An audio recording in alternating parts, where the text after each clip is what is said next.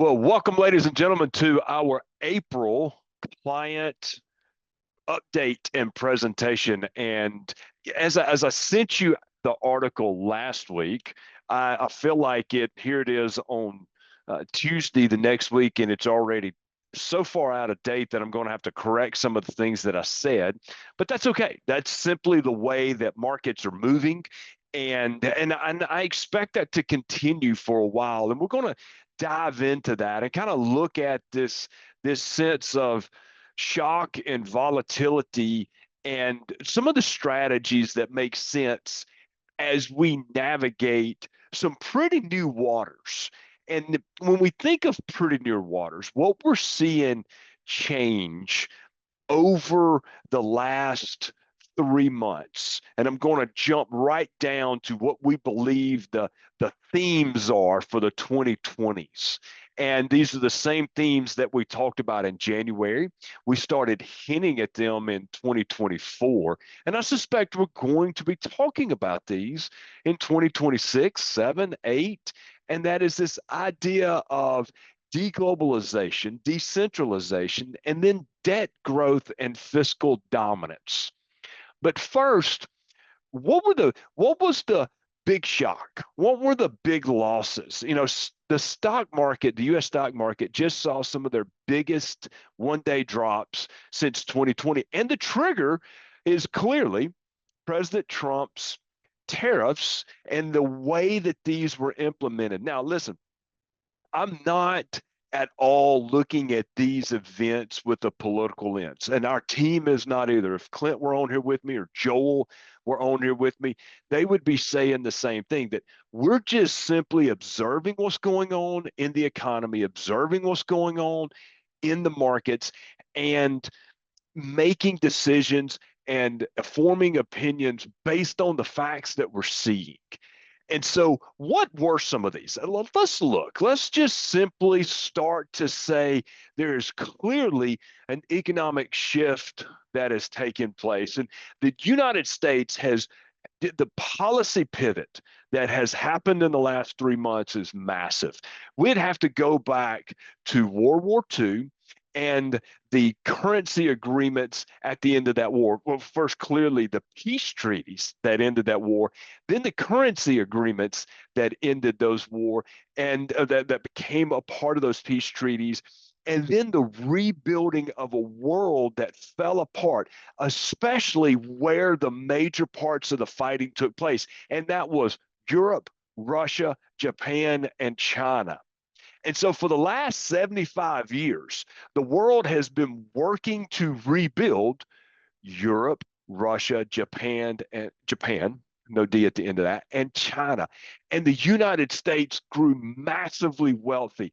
Of course, during those agreements, we all agreed that there were going to be no more big wars, that we were going to fight a bunch of little wars like Vietnam and Afghanistan, Russia and the United States there fought there, the Middle East, all over Africa, all over South America, because there was two, heavyweights in the world in the United States and the Soviet Union fighting proxy wars in a Cold War. Now we pivoted away from that, and the Cold War seemed to end in the last generation. But as we've been talking about in the last couple of years, a new Cold War has begun between us and China, and the United States has now pivoted away from the post World War II economic era and into this a new age to come. Okay, but also within the United States, the President Trump's administration is working to end reliance on government spending, and this is something that we said was coming. What we did not know was, were they going to work between the Republicans and the Democrats for some bipartisan agreements, or was this just going to be rip the Band-Aid off and blame the President Biden's administration? It looks like they've chosen the latter, where it's just rip the Band-Aid off, blamed the Biden administration, and let's roll on with life. And again, for those of you, again, I'm just making economic and political observations, not casting stones or sharing opinions here. But we also were seeing the Treasury-led economic detox. And for the last 15 years, post the global financial crisis, that was 2008, 2009, we've had these near zero interest rates, and we had in the US markets, the securities markets, what was called the Fed put. Every time the market sold off 2011, 2012, 2015, 16, 2018, and 2020, the Federal Reserve stepped in and backstopped stocks. And then in 2020, they started raising interest rates, and they said the end of the Fed put, and we're seeing that now. So the Federal Reserve is saying they're keeping rates higher for longer. They're not stepping in to save the day. They're trying to keep interest rates. Now, I got to tell you, we disagree with this. We think they should be cutting interest rates. We think that the economy has given them the leeway to cut interest rates, that inflation is coming down, but also the economy is slowing, and that they're going to regret not cutting rates now, and they're going to have to cut rates more later this year, but they're still not going to go to a we do not believe they're going back to the 0% Fed put days. So what are we seeing? Spending cuts in the government, big time. We're seeing deregulation, big time. Now we're seeing massive tariff rebalancing, and that is clearly an understatement. So how did the market react? Let's just talk about this a little bit. So the S&P 500 lost 21% from peak to trough. The intraday, it reached bear market territory. So will it be marked as an official bear market? I don't really know, and I don't really care. In our book, the way we would describe it, I'll call this a bear market when I look into history, just like I call 2018, 2011 a bear market in history, and those technically didn't hit them either. We also saw the tech sector bear market, the Magnificent Seven, Facebook, Apple, Amazon, NVIDIA, Google, and Tesla. Those companies have lost about 33% from peak to trough, as you see in this pretty little chart down here. Let's get our highlighter out, and we see right through here. I really should color that red so that we'll absolutely know what a beating this one took, and that's over the last 6 months. This peak happened in December, and it's been kind of selling off a little bit slowly and then took a very dramatic effect. We're also seeing a flight to safety. Gold is at record highs, around $32+ an ounce. The 10-year treasury yields dropped beneath 4%, and bond ETFs are rallying. So diverse portfolios are getting rewarded. Now risk management matters again. And quite frankly, y'all, from 2009 through 2022, risk management just simply didn't matter as much. Completely frustrating to build retirees' portfolios and not be rewarded for building proper diverse portfolios. Now it matters tremendously. So what are we seeing? A little bit of short-term pain, long-term plan.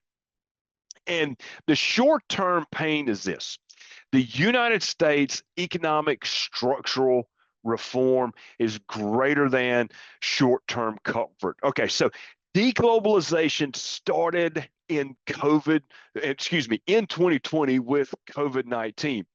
Now it's happening at light speed.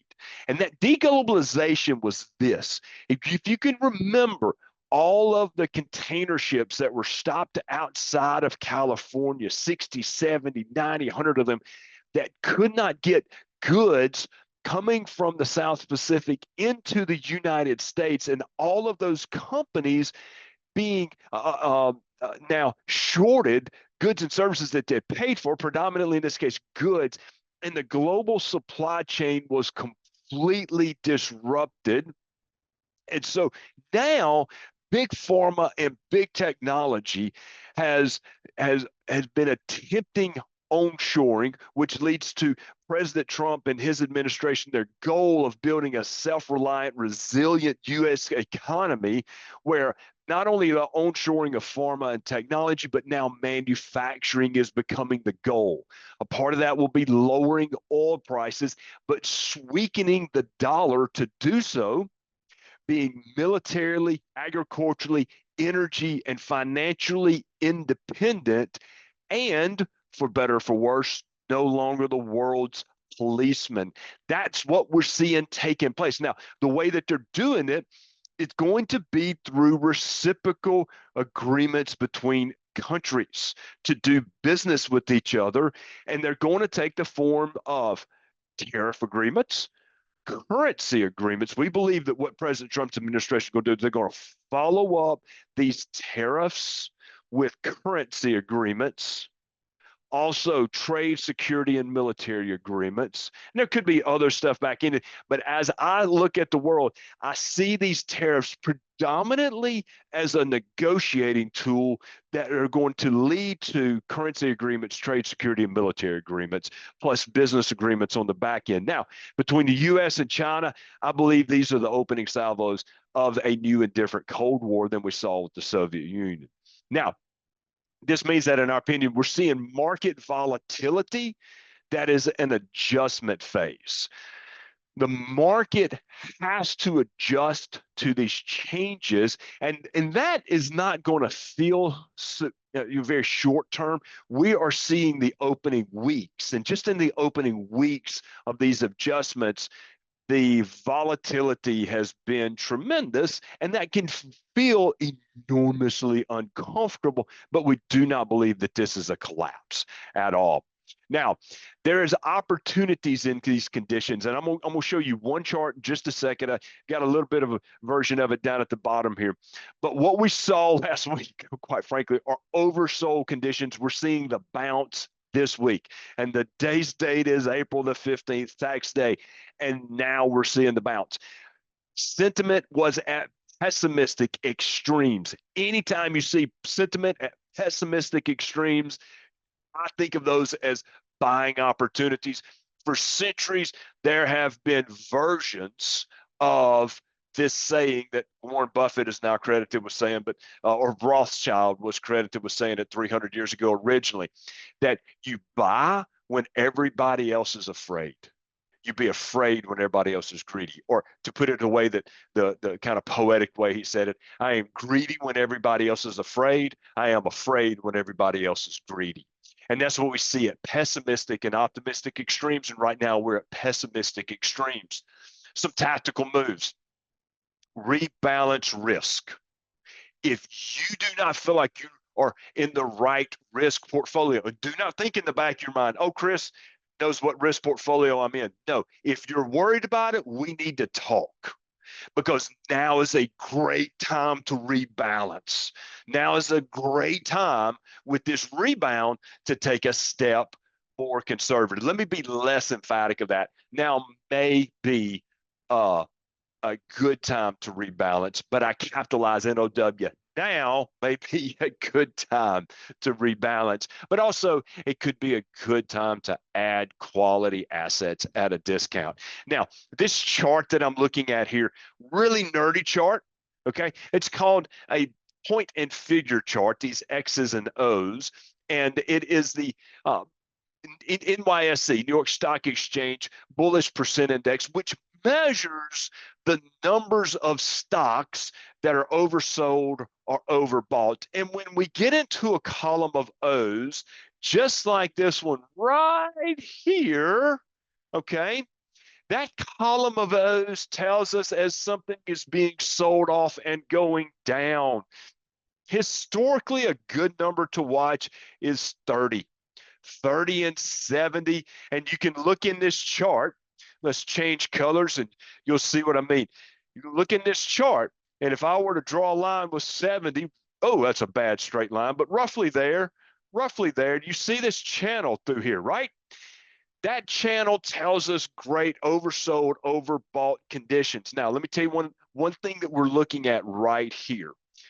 Forgive me, I'm drawing with the mouse. I'm not real good at it, obviously. But I'm looking at this column of X's going right back up. And when it hits 30, which it's at 28.9, this is a great level to start rebalancing.